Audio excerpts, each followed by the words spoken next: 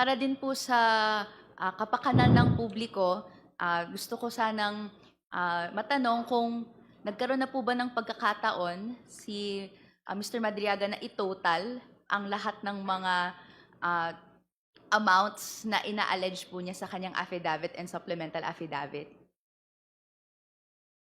Bale sa pagkakaalam natin, ito yung naaalala niya na nahawakan niya, may instruction sa kanya na i-receive or i-disburse. Meron po ba na kayong chance na matotal? Tinry ko po kasing i-total. Tapos gusto ko lang pong ipadaan sa inyo kung naaalala nyo or nagkaroon na po kayo ng chance na lahat ng mga inallege ninyong amounts, na total nyo na po ba lahat?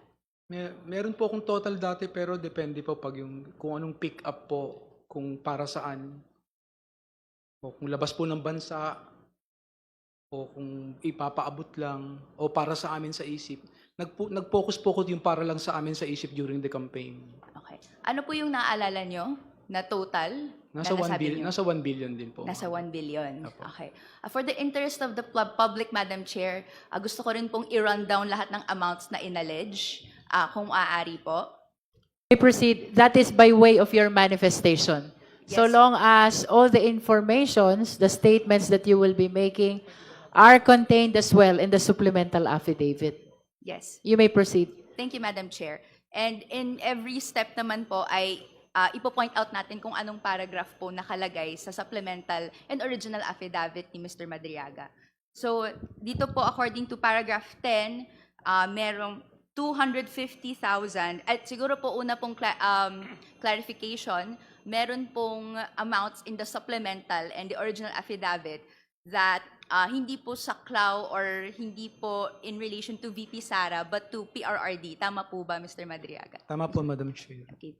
Madam Chair, for example, paragraph 10 of the supplemental affidavit points out ang una niyang nakuha sa pagsimula ng relasyon nila with PRRD ay isang 150,000 and isang 100,000.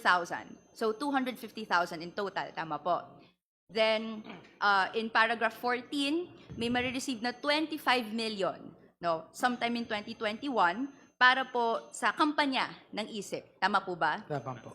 And subsequently, ginamit to para pambili ng iba't ibang mga kagamitan. No? May dalawang Harley-Davidson motorcycles, may dalawang Ducati motorcycles, may 7 Yamaha motorcycles para po sa mga miyembro ng ISIP. Tama po ba? Tama po, Madam Chair. Okay.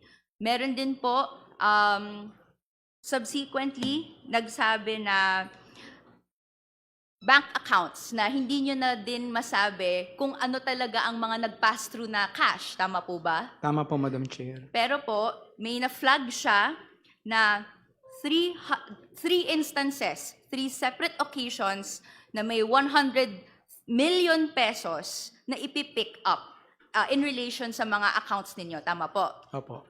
Okay. Then meron din po dalawang manager's checks na inattach niya rin po as annexes. Yung isa, 84,200,000. Yung isa, 4,800,000. This is paragraph 27 of the supplemental affidavit. Tama po? Tama po, Madam Chair. Okay. Then meron din po last, no, mga tuloy-tuloy na efforts na magkampanya yung ISIP.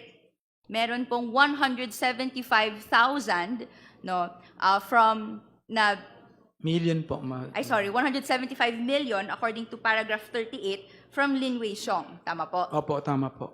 And then lastly, merong 100 million from Maestrado Lim, paragraph 42. Tama po. Okay.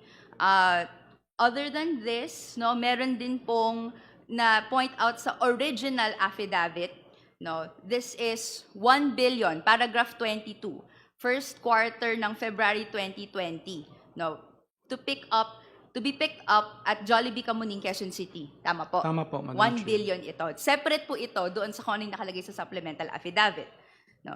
Hindi ko na po na-mention pero meron pa pong isa, 15 million delivered to Attorney Ryan at Ombudsman, paragraph 41. Tama Opo, po? Madam Chair. Pero kung ito total ko po lahat ng minention ko, hindi ko po i-count yung 15 million dahil parang hindi din nasabi kung saan galing, no? That is 1,689,250,000 na dumaloy sa kamay po ni Mr. Madriaga at the instruction of PRRD. Ang iilan dito para po sa benefit ni VP Sara Duterte and her campaign. Tama po ba? Tama po. And hindi pa po kasama dito yung nakalagay sa original affidavit na dito po niya sinasabi na may direct instruction si VP Sara Duterte and her team na i-handle niya. Specifically, yung na-exhaust na po sa other questions, yung 125 million pesos in 4 separate bags, each containing 30 to 35 million pesos. Tama po ba? Tama po, Madam Chair. Yan po. And then lastly, 80 million pesos around the same time. This is in paragraph 19 of the original affidavit, instructed by Colonel Nolasco. Tama po ba? Tama po, Madam Chair. Clarificatory question po in this particular paragraph. Bakit po stinate nyo sa affidavit itong 80 million na ito? Bakit po? Pakiulit po. Bakit po ninyo sinulat? No? Bakit nyo inulat ito sa affidavit ninyo na may 80 million pesos na binigay sa inyo si Colonel Nolasco? Ito po yung sa first affidavit ko. Yes po, sa first affidavit ninyo. Dineliver ko po yun. Kinuha ko po yun, dineliver ko sa Mega Mall sa 3rd floor, building A. Tapos may kumuha lang po.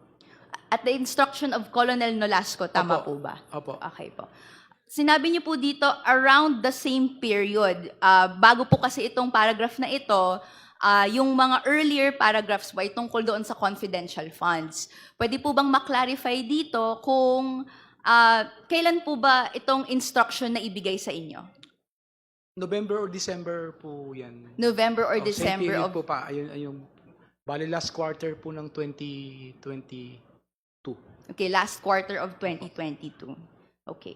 Kung ito total naman po lahat ng mga amounts na may dumaloy na instruction as alleged po ni Mr. Madriaga kay VP Sara Duterte and her team through Colonel Nolasco, ang total po niyan ay 205 million pesos. And it was during her incumbency as the Vice President. So, malaking amount po ito, not an amount to scoff at, no. Ilang mga classrooms ba? Ito na po, manifestation ka na po to, Chair. 500 classrooms ang kaya magawa ng 125 million. Kung nakapeg nga po ay 250,000 per classroom. What more kung idadagdag po tong 80 million and what more ang dumaloy na 1,689,250,000 sa kamay po ni Mr. Madriaga. And this is not even accounting lahat po ng pera na dumaloy sa kanyang accounts. And hindi po niya maalala dahil hindi po nakalagay po dito sa affidavit.